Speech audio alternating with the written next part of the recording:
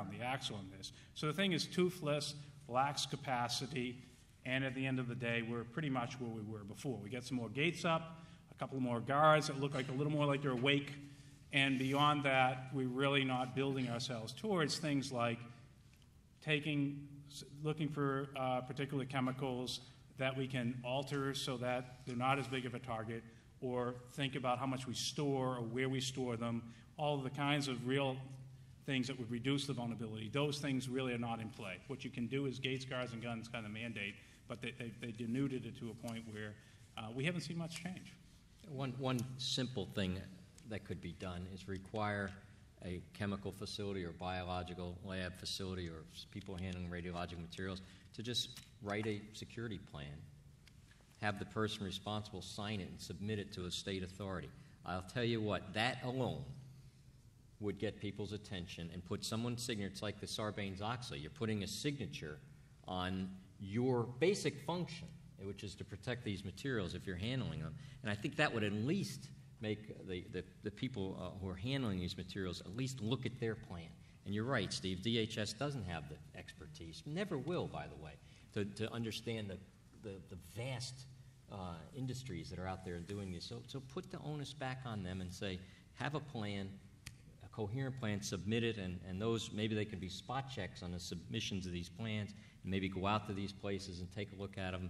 And I think that alone would have dramatic improvements on the security of these materials. If I can add just one other point to this, you know, it's most basic level, forget what Al-Qaeda is doing. We have managed to pre-position weapons of mass destruction nicely around some of the most concentrated population center next to the nicest infrastructure littered around the country, and those are called chemical facilities, okay, refineries and so forth. They're here, and you don't have to import them.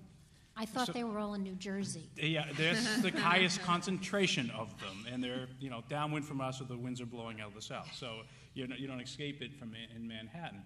But one of the things in the legislation is that any information shared with DHS by the industry has to be treated as though it was classified material. So going back to my opening comments, basic things like, do you shelter in place or do you run? The first responders are going to be likely local fire department, paramedics, and so forth, but the security plans largely aren't briefed to the very people who are going to have to respond. Neighbors don't know what's happening. And this is like living in Tornado Alley, you know, in Kansas and so forth here, and not knowing what the deal is when a tornado comes and what you're supposed to do. As a practical matter, you know, folks are near these places, but they don't, even in the cases of towns in cases, don't know what they're up against. And the plans at the civic level aren't in place for dealing with these contingencies. Judy, can I ask you a question?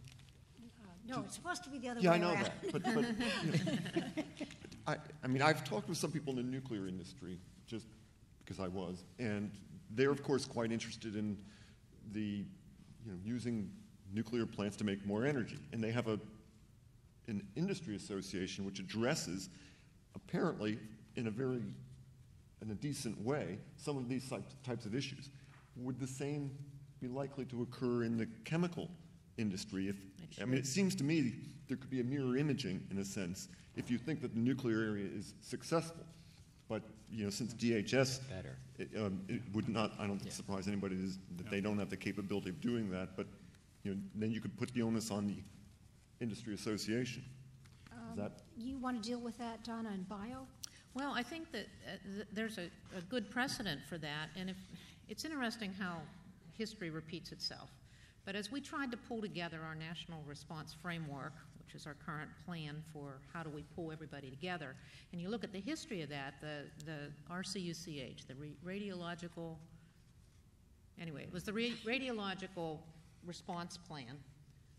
It was a combination of the industry describing what they would do, who was responsible if DOD brought the radiological incident, caused the problem. But the plan brought together the two communities.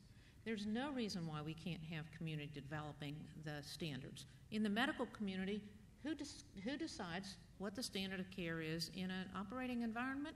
It's the medical community. So there's plenty of precedent that the community itself should police itself, but it has to have the incentive. And I would say that if we move back to who's in charge, and if you don't do it, you lose some political clout, you lose You fine money, 'em- fine 'em you or lose fine their 'em, your license, right? taxes go Fine up, 'em. whatever. I mean, there's got to be plenty of incentives to change the way people do things, and the associations are the greatest place to start.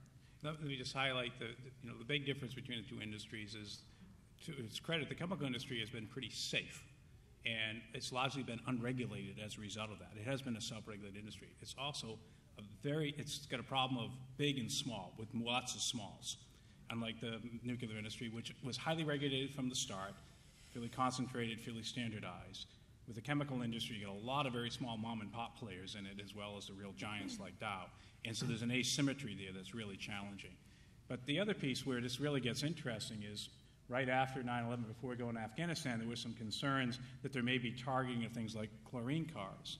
And so one of the reactions right away was to say, stop the shipments until we sort out this intelligence. And of course, what do we use chlorine for? Oh, water. So the folks out in Los Angeles are saying, hey, if you stop these shipments, we'll literally be out of water that we have to treat in about 3 days. Or you have to move it by truck if you're not bringing it by train. And, now we have trucks all over the place and may not know where they're going.